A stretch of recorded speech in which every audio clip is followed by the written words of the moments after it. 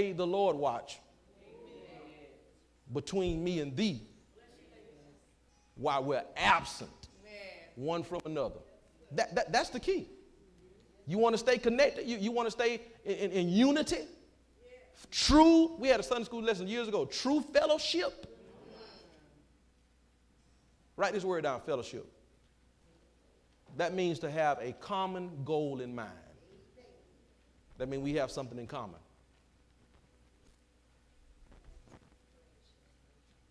That means to have something in common, fellowship. Now, you can go share this with somebody. Say that little pastor down there on that corner told me this. You know we have to go verify stuff with other people. Y'all go show that to your prayer partner. Fellowship. That means to have something, to have a common, something in common that we can relate to. Now let me tell you this.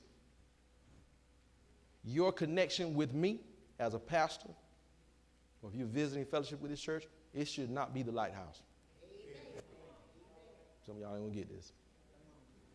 Your connection with me, Brother McGill, should not be this church. I'm talking about this building, this church. That sign out front, that should not be what connects me with you.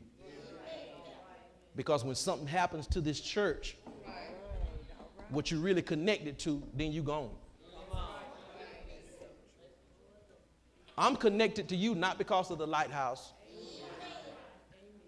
That should not be what we have in common. The one thing that we should have in common is giving God glory.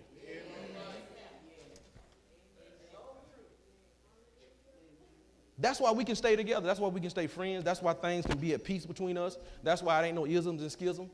Because what connects us is pleasing God.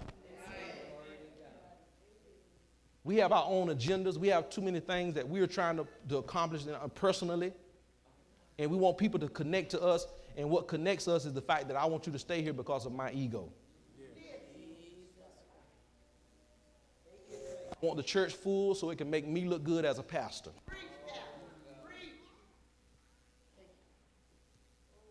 I'm going to teach y'all of it now.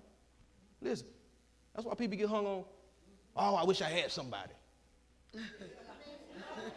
Oh, come on, I wish I had a church. I wish I had somebody. And don't get me wrong, but when you're saying that the whole service, until somebody stand up and satisfy your ego to make you feel like you're doing a good job, y'all keep on being fake.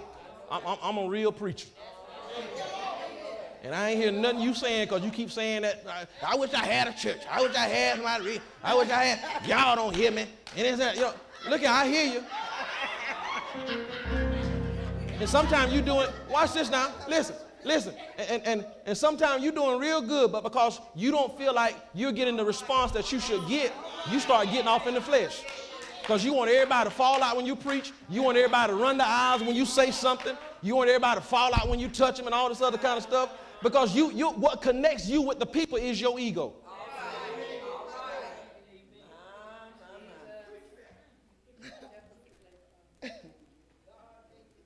I feel like God is really using me when you're real quiet.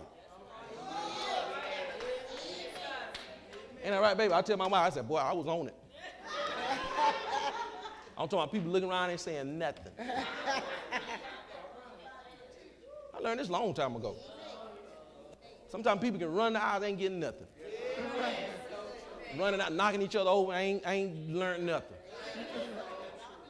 All because you say, and then you get, what key was that? I don't know. But because my ego has been satisfied. Now, this is my saying, because you have to say this, because flesh and blood. I don't mind if you do that. But make sure you saying something. I like G.E. Patterson. He was one of my favorite preachers that passed on. He was a hooper.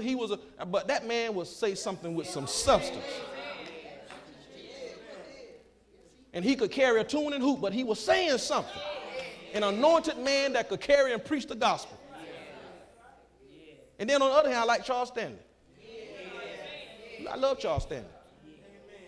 Not getting emotional. He ain't getting too much louder. He going to sit down on his stool, and he going to sit there, and he going to talk, and I'm talking about anointed. The Lord taught me a long time ago, be yourself. Just make sure you're saying something. Don't waste people's time. So what happens is this. We have turned into performers. And we are looking for the response of the people instead of the change in the people. I want you to change more than I want you to shout. I want you to stop sinning more than I want you to clap your hands.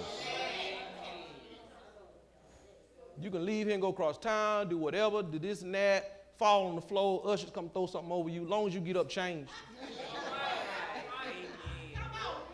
You can sit there real quiet as long as you change. It don't matter. I don't care how God do it, as long as you change. Because what connects us should be the fact that we want to please God. Somebody say, I want to please God. That's what connects us. No matter where you go to church, no matter who your pastor is, no matter how many people you got, all of our endeavors should be please God. Amen. I want to please God in my marriage. Amen. I want to please God in my church as a member, as a pastor. I want to please God. Somebody say, I want to please God. Come on, stand to your feet. Sister Angie, play real soft, and I'm gonna just pick this up next Sunday. If you can, meet us back here next Sunday. We're going to have a 10 a.m. service. All right? And listen.